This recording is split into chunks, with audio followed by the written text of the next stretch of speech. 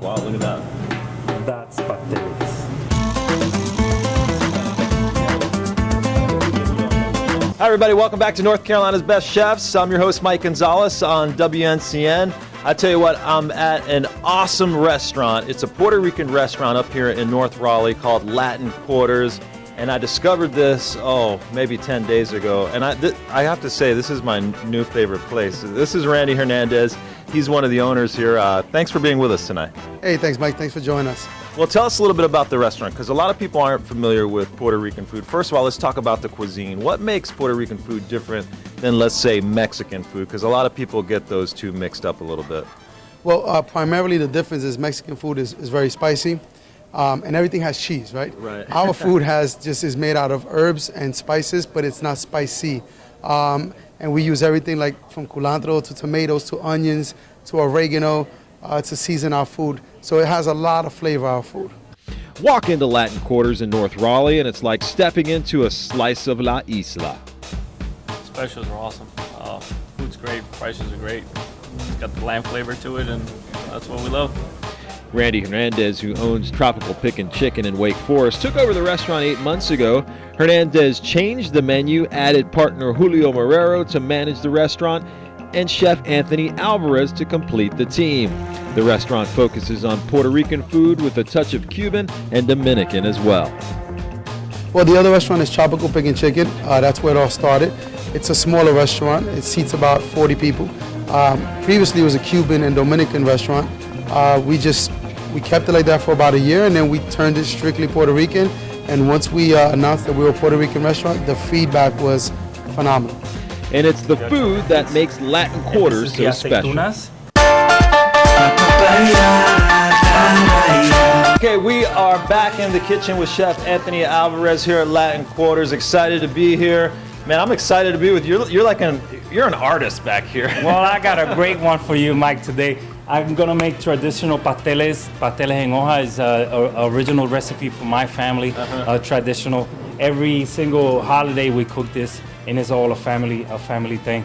So I'm gonna bring you to my kitchen. Well, I'm excited about that. Before we get to that, tell me a little bit about, the love that you bring to this, because you were telling me, this really is an art form in a sense, and that every chef sort of has their own style. And tell me a little bit about how your family plays in that part. Well, my family, since I was a little kid, I'm the youngest one of 6, and my mother always taught us that if you're gonna cook something, do it with love. And this is something that you want people to taste and people to love your taste of food. So this is what I bring to the kitchen. I bring all my heart and soul into it. And it's different spices, very flavorful, a lot of flavor in my food. And I want everybody to taste a little bit of our cooking, Latin Quarter way. I'm excited. That's why I love this guy, because he's got passion. All right, we're gonna set you loose. Yes. Remembering my mother's instructions always was, peel every single item. You peel the calabaza, you peel the yuca, you peel the yautía, you peel the guineo, you peel the plátano, and then you grind it fine to the masa. This becomes the masa for the pasteles. You gotta cook every single meat ingredient. This is the pork. We make a little pork stew with a little family secrets ingredients. This is the oil. This is the oil with achote. We make it with the pits, the achote pits. And this is the aceitunas. And this is the garbanzo beans, right? Everything is freshly prepared. So then we put the little oil. This is how we start. You gotta put the oil on the leaf. That gives it flavor and color, right?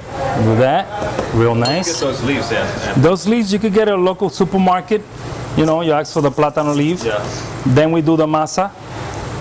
You put the masa, you spread it a little bit, right? Or like that. And remember, this is all the different ingredients, and everything has to be cooked separately and then put together. So there we go with the meat. Put the meat right in the middle. And that masa kind of keeps it together. Explain to people who don't know what masa is. Masa is just the consistency of the verduras all grind up together, and they make like what they call a tamale, but this is we call it pasteles in Puerto Rico. So then after here we go, and the flavor is intense. You put this to a boil, You put the garbanzo beans. Boom, garbanzo beans. A lot of people put different stuff, different families, different recipes. A lot of people put raisins. I don't put raisins. I love raisins, but I don't put it. Then you fold it, right? You fold it, bag it together.